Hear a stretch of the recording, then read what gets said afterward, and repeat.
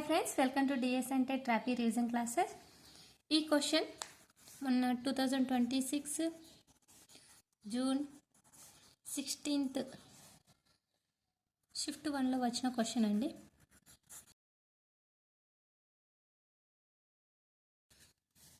First question 6.56 into 6.56 minus 3.44 into 3.44 by 6.56 minus 3.44 divided 0.5. ఈ విధంగా question ఇచ్చారు.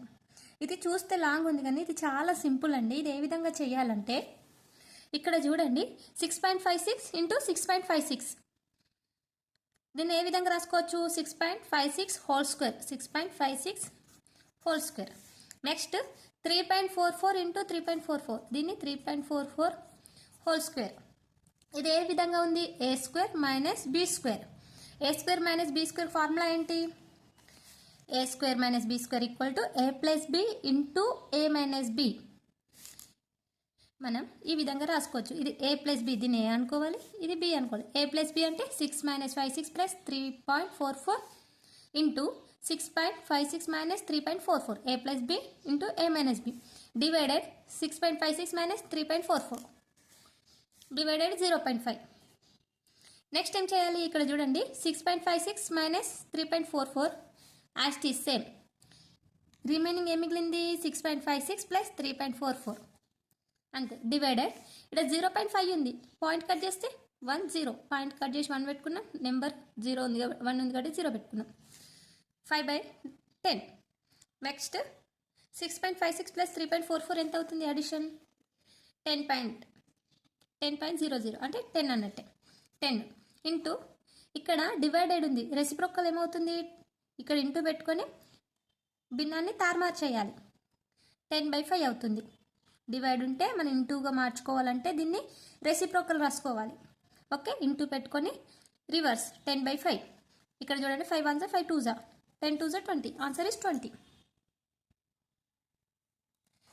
క్వశ్చన్ చూస్తే లాంగ్ అనిపిస్తుంది కానీ దీన్ని చేయవలసిన విధానం ఇది.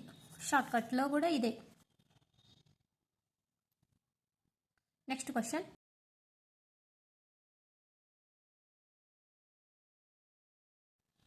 సంఖ్య 256 యొక్క కారణాంకాల సంఖ్య ఎంత అని ఇచ్చారు.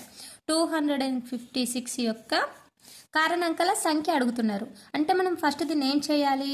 ముందు కారణాంక విభజన చేసుకోవాలి. 256 కారణాంక విభజన చేస్తే 2/8 వచ్చింది.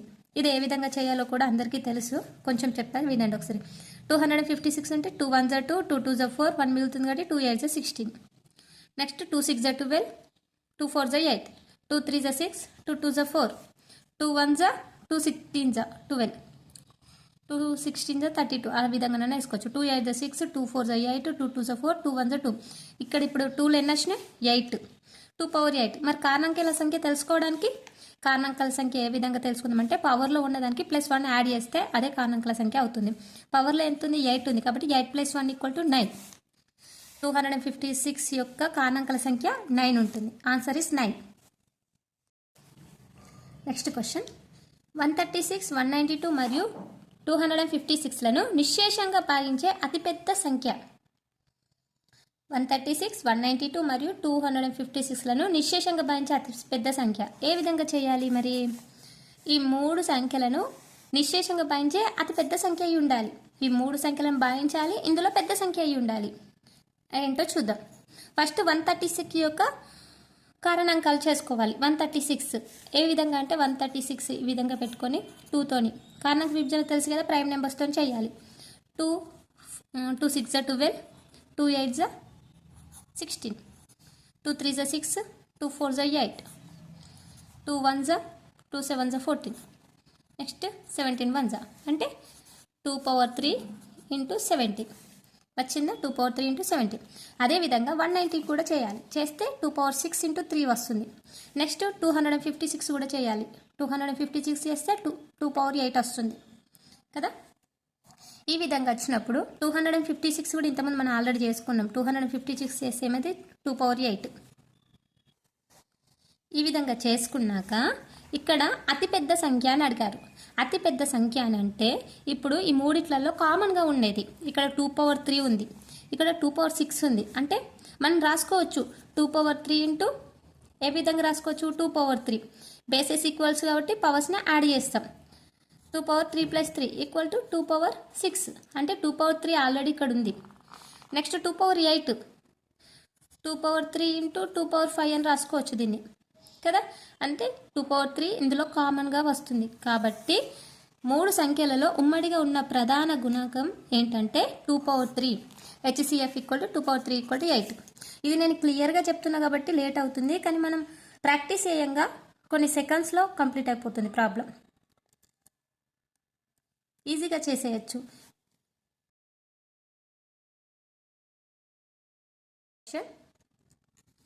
పొడవు 100 కిలోమీటర్స్లలో ఉన్న సెంటీమీటర్ల సంఖ్య ఎంత అని అడిగారు.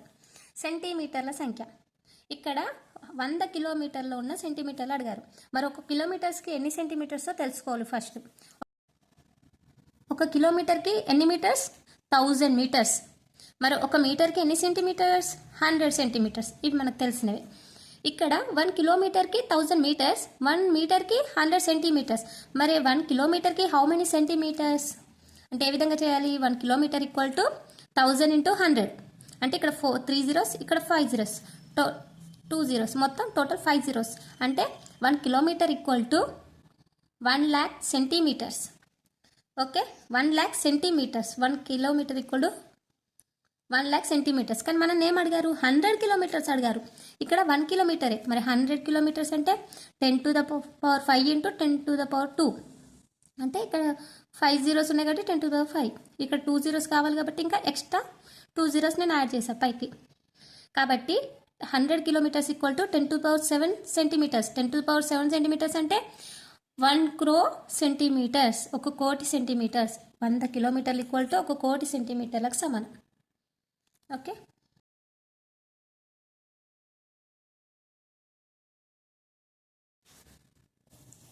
Next question. 2/3 whole power -8 into 3/2 whole power -2 = 2/3 whole power n. ఇక్కడ n వాల్యూ ఎంత అని అడిగారు. n వాల్యూ ఎంత మరి 2/3 whole power -8. ఇక్కడ అన్నీ మనము బేసెస్ 2/3లో రాసుకోవచ్చు. ఎందుకంటే ఇక్కడ 2/3 ఉంది, ఇక్కడ 2/3 ఉంది, ఇక్కడ 3/2 మాత్రమే ఉంది. కానీ పవర్లో మైనస్ ఉంది కాబట్టి దీన్ని రెసిప్రోకల్ రాసేసుకుంటే మనకి ఇది కూడా 2/3 పవర్ 12 అవుతుంది. ఓకే, ఇక్కడ చూడండి 2/3 whole power -8, 2/3 whole power +12. -12 ఉన్నదాన్ని +12కి ఏ విధంగా మార్చాను భిన్నాన్ని తారుమారు చేయడం వల్ల +12 రాసుకోవచ్చు. నెక్స్ట్ ఇక్కడ ఫార్ములా ఏంటంటే a పవర్ -m = ఏమవుతుంది 1/a/m. ఈ విధంగా. Okay, next bases are equal. Bases are 2/3 2/3 2/3 equal ఉన్నాయి. మరి ఏం చేయాలి పవర్స్ని అడిషన్ చేయాలి. -8 + 12 -8 + 12 = n. -8 + 12 = n. ఇక్కడ a/m × a/n = a/m + n. Okay,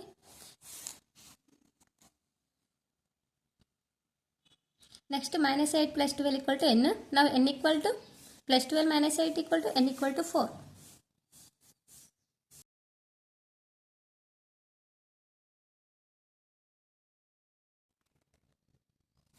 next question. The average of 4, 7, 5, p 6.8 is 6.5. p value ఎంత అని అడుగుతున్నారు. యావరేజ్ అంటే ఏం చేస్తాం మనము అంశంలో మొత్తం బై అంశంలో సంఖ్య అని ఇస్తాం కదా. సగటు = 4 + 7 + 5 + p + 6.8 అంశంలో మొత్తం. మరి అంశంలో సంఖ్య ఎంత 5. 1 2 3 4 5 5 ఈజ్ 6.8. ఈజ్ వాల్యూ ఈజ్ 6.8 వేసేసుకున్నాం. నెక్స్ట్ ఏంటి ఇక్కడ 4 + 7 ఎంత 11, 11 + 5 16, 16 + 6.8. ఇక్కడ చూడండి 6.8 16.0 అడిషన్ చేస్తే ఏమవుతుంది 22.8 వచ్చింది. 22.8 + p = 32.5 వచ్చింది. ఏ విధంగా వచ్చిందంటే 6.5 ఇక్కడ డివైడ్ చేస్తుంది 5 ఇటు వస్తే ఇంటూ చేస్తుంది కాబట్టి 6.5 × 5 32.5 వచ్చింది. ఇప్పుడు మనము ఇక్కడ అడిషన్ చేస్తుంది 22.8 ఇటు సైడ్ వెళ్తే మైనస్ అవుతుంది. p = 32.5 - 22.8. Now p value is 9.7. ఇక్కడ సబ్ట్రాక్షన్ చేసిన 32.5 22.8 = బై రో తీసుకున్న 15 మైనస్ 8 7.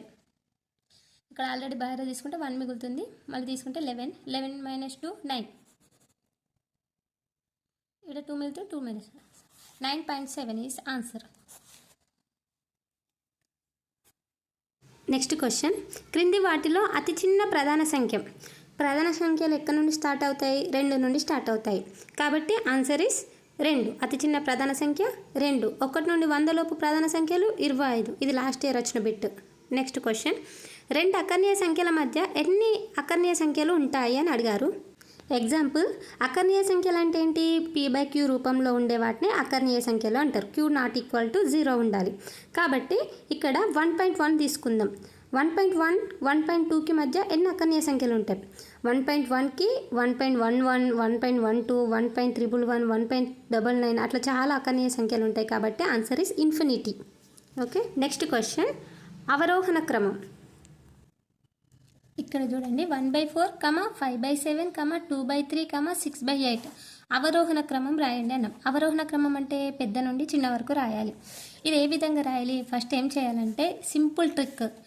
ఇక్కడ 1/4 ఉంది కదా, 1/4 యాస్టీ రాసా, 5/7, 2/3, 6/8.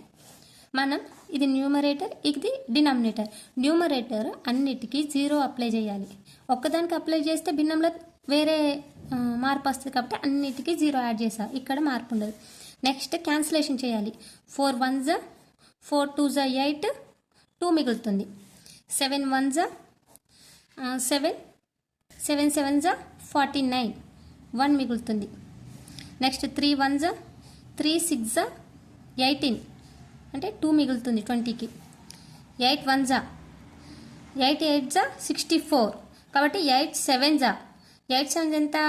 8 7s 56. కాబట్టి 8 7s 56 కాబట్టి 4 మిగులుతుంది.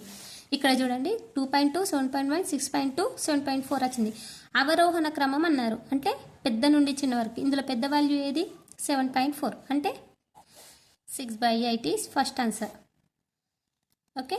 నెక్స్ట్ సెకండ్ వాల్యూ ఏంటి? 7.1 వచ్చింది అంటే 5/7. 5/7. నెక్స్ట్ 6.2 అంటే 2/3. నెక్స్ట్ 1/4.